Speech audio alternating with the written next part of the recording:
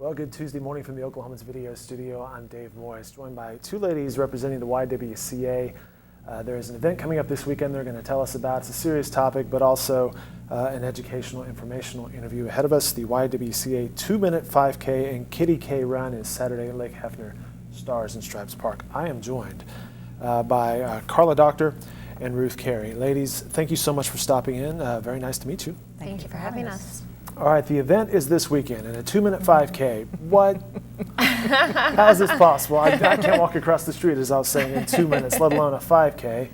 What's behind the title of this? Well, the title obviously worked because it piqued your attention. The 2-minute 5K is not that we expect that anybody can run a 5K in 2 minutes, but that every 2 minutes someone in the United States is sexually assaulted. So we wanted to bring awareness to this very important issue that faces our community, and what better than a 5K to celebrate survivors, bring awareness, and support in our community.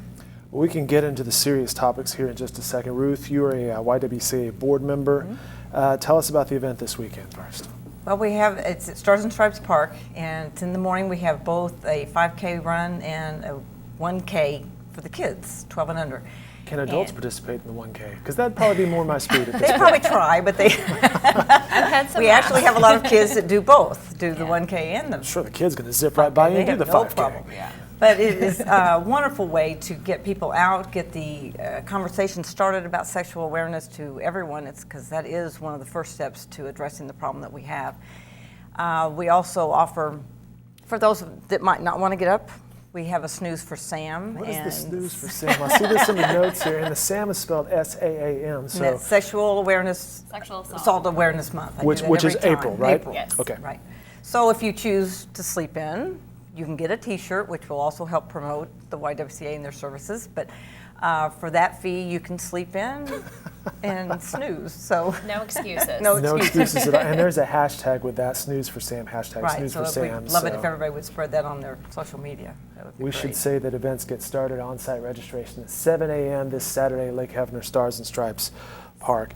You mentioned conversation. How important is conversation on this topic? This is extremely important when we look at the rates for Oklahoma. So Oklahoma is ranked 14th in the nation for reported rapes per capita. In Oklahoma, 25% of Oklahoma women have stated that they've been raped. 48% have been sexually assaulted. So this is an extremely important topic, especially for our community. And with the rate of increase in reports has increased, I think, 26% in the last couple of years. So this is, I'd like to think that's because of awareness, because of our I was about to say, you events. could read into that stat that, okay, maybe more people are aware and, hey, this is not a good thing, I need to report this, which is, I hate to say the word good, but that's kind of what you want, is more conversation and reporting so that there can be some healing. But on the other hand, that also brings to light there's a lot of this, which is not good at all. Right. The YWCA, we do about 400 sexual assault forensic exams every year. That's over one a day, clearly. Yes, yes. And sometimes people have more than one exam within that given time, too. And so it's really important that we help the community, that we let victims of sexual violence know that they're not alone and that they have support and that there are resources out there, because many people don't know that these services and programs exist and that it's all at no cost to them. Well, let's talk about that. What are some of the resources that the YWCA provides? Okay, so we have a 24-hour sexual assault hotline. That's a great link to ask any questions. If you feel that you've been sexually assaulted, you can call that hotline. They'll give you kind of the next steps on where to go and how to get that forensic exam and support. So we have the forensic exams where we have specially trained nurses who will collect that forensic evidence in a non-re-traumatizing, compassionate manner. And then we also have advocates that respond who will then provide the support, the resources, kind of guide them into the next steps for what their healing might look like or what the criminal justice system is going to entail. Well, I don't even know what questions to ask, but these resources can provide, hey, you may need to think about this, or you may experience this tomorrow or whatever. Right, yeah. And then if they have any questions, they can always call our advocates.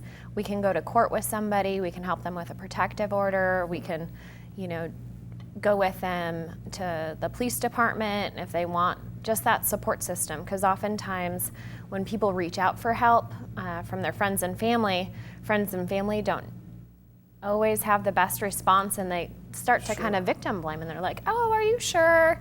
The YWCA, we start by believing. Well, that's the last response you want to hear, right? Absolutely, yes. You've just been through this horrible experience and somebody's questioning it.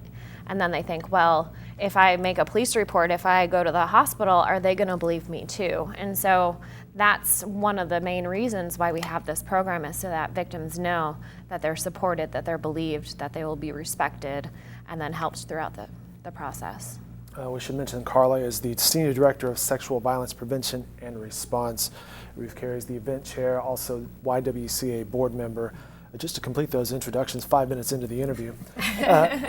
But on the legitimacy side of things, you guys work with local hospitals, right? Yes. So we rotate out of 3 local hospitals. We've got Integris Southwest, Integris Baptist, and Alliance Health Midwest City.